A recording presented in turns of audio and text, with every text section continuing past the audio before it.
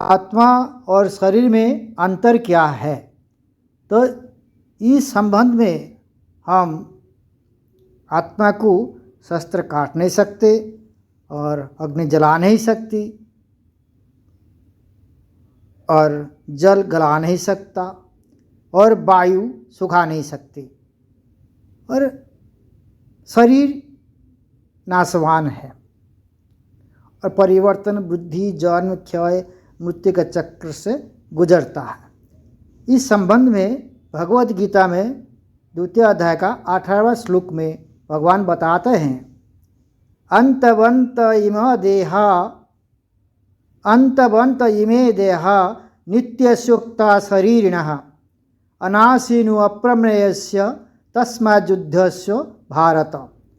इसका अर्थ है, हे भरतवंश अर्जुन, यह शरीर जो कि नाशवान है वह नित्य, अविनाशी और अप्रमेय, मतलब जिसका अनुमान नहीं किया जा सकता, जीवात्मा का निवास स्थान है। इसीलिए आप उठकर युद्ध करो।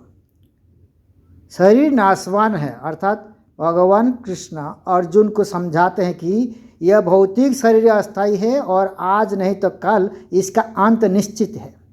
यह जन्म, वृद्धि, परिवर्तन, क्षय और मृत्यु के चक्र से गुजरता है। और दूसरा, आत्मा अविनाशी है।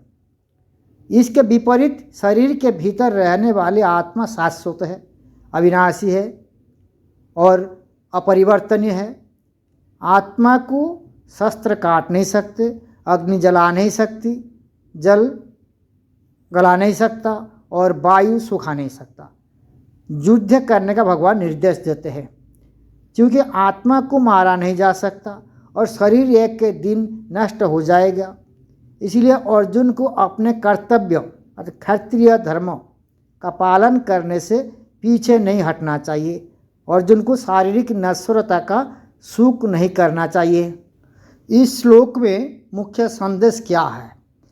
इस श्लोक का मुख्य संदेश यह है कि मनुष्य को शरीर की नश्वरता और आत्मा की अमरता को समझना चाहिए। शरीर भले ही नाशवान हो पर आत्मा अमर है। यह ज्ञान हमें भौतिक मोह से ऊपर उठकर अपने कर्तव्य का पालन करने के लिए प्रेरित करता है। दूसरा, अनाशी और अप्रमेय शब्दों का क्या अर्थ है?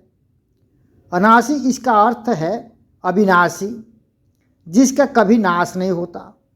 यह आत्मा का एक गुण है जो जन्म और मृत्यु के चक्र से परे है।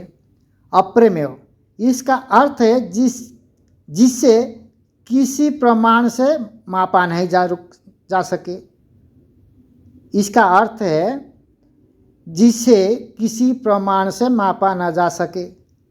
आत्मा को न तो इंद्रिय द्वारा और न ही किसी भौतिक साधन से मापा जा सकता है।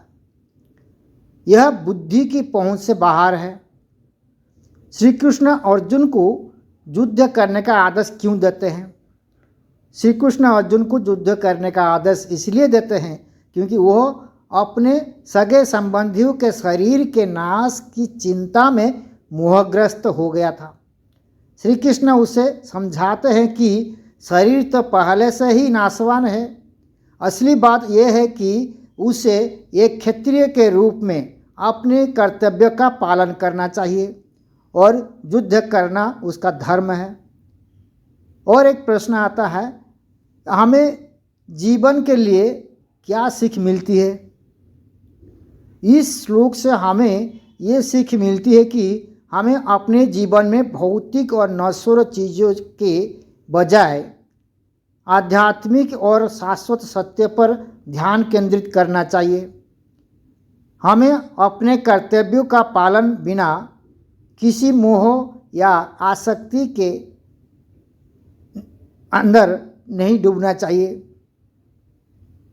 क्योंकि शरीर तो अस्थायी है लेकिन आत्मा हमेशा रहता ही है।